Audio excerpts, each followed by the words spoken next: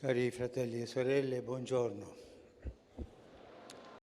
Riprendiamo oggi il cammino di catechesi sulla famiglia. Oggi ci lasciamo guidare dalla parola padre, una parola più di ogni altra cara a noi cristiani, perché è il nome con il quale Gesù ci ha insegnato a chiamare Dio, Padre. Il senso di questo nome ha ricevuto una nuova profondità proprio a partire dal modo in cui Gesù lo usava per rivolgersi a Dio e manifestare il suo speciale rapporto con Lui. Il mistero benedetto dell'intimità di Dio Padre, Figlio e Spirito rivelato da Gesù è il cuore della nostra fede cristiana. Padre è una parola nota a tutti, una parola universale.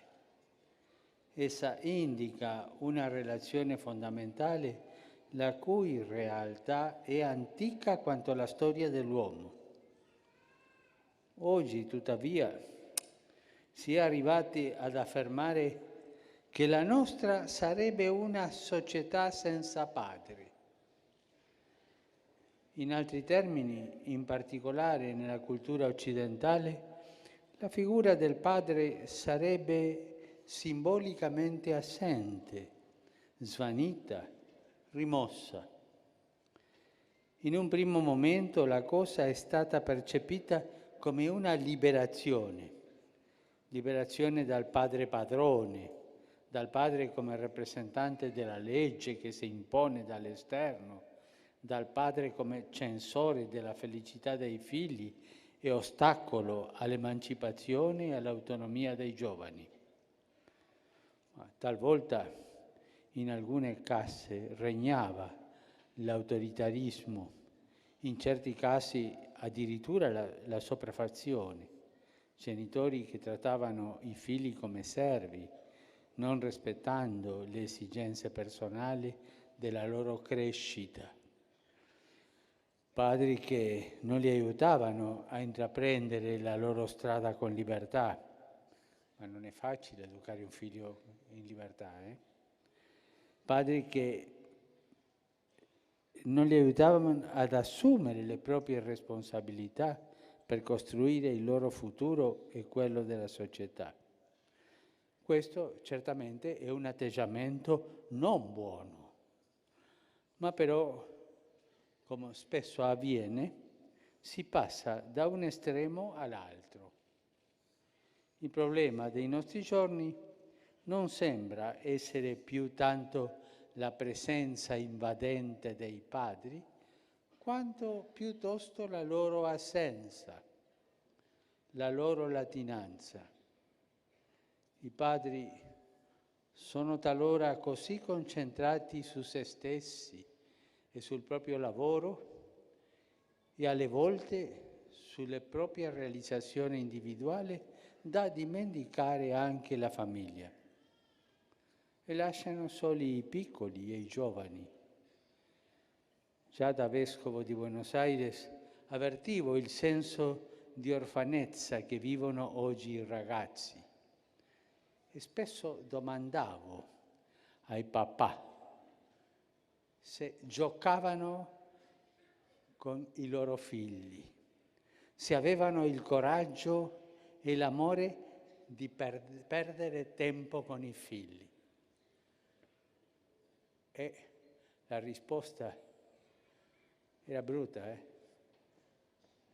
maggioranza dei casi, ma non posso perché tanto lavoro e il padre era assente di quel figliolo che cresceva e non giocava con lui, non perdeva tempo con lui. Ora, in questo cammino comune di riflessione sulla famiglia, vorrei dire a tutte le comunità cristiane che dobbiamo essere più attenti. L'assenza della figura paterna nella vita dei piccoli e dei giovani produce lacune e ferite che possono essere anche molto gravi. E in effetti le devianze dei bambini e degli adolescenti si possono in buona parte ricondurre a questa mancanza, alla carenza di esempi e di guide autorevoli nella loro vita di ogni giorno, alla carenza di vicinanza, alla carenza di amore da parte dei padri. È più profondo di quel che pensiamo il senso della orfanezza che vivono tanti giovani. Sono orfani ma in famiglia, perché i papà sono spesso assenti, anche fisicamente da casa, ma soprattutto perché quando ci sono non si comportano da padri, non fanno un dialogo con i loro figli, non adempiono il loro compito educativo, non danno ai figli con il loro esempio accompagnato delle parole quei principi, quei valori, quelle regole di vita di cui hanno bisogno come dal pane. La qualità educativa della presenza paterna è tanto più necessaria quanto più il papà è costretto dal lavoro a stare lontano da casa. A volte sembra che i papà non sappiano bene quale posto occupare in famiglia e come educare i figli. E allora, nel dubbio, si astengono, si ritirano e trascurano le loro responsabilità, magari rifugiandosi in un improbabile rapporto alla pari con i figli. Ma è vero che tu devi essere compagno del tuo figlio, ma senza dimenticare che tu sei il padre. Ma se tu soltanto ti comporti come un compagno alla pari del figlio, non le farà bene al ragazzo. Ma anche questo lo vediamo nella comunità civile. La comunità civile con le sue istituzioni ha una certa responsabilità, possiamo dire paterna, verso i giovani, una responsabilità che a volte trascura o esercita male. Anch'essa spesso li lascia orfani e non propone loro una verità di prospettiva.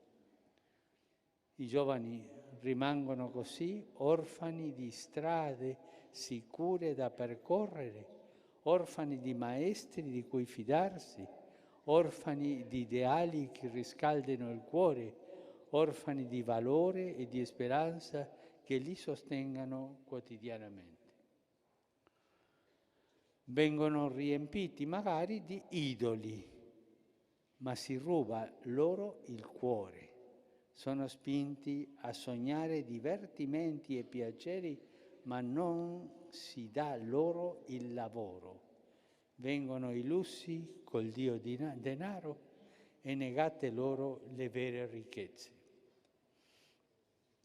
E allora farà bene a tutti, ai padri e ai figli, riascoltare la promessa che Gesù ha fatto ai suoi discepoli: non vi lascerò orfani.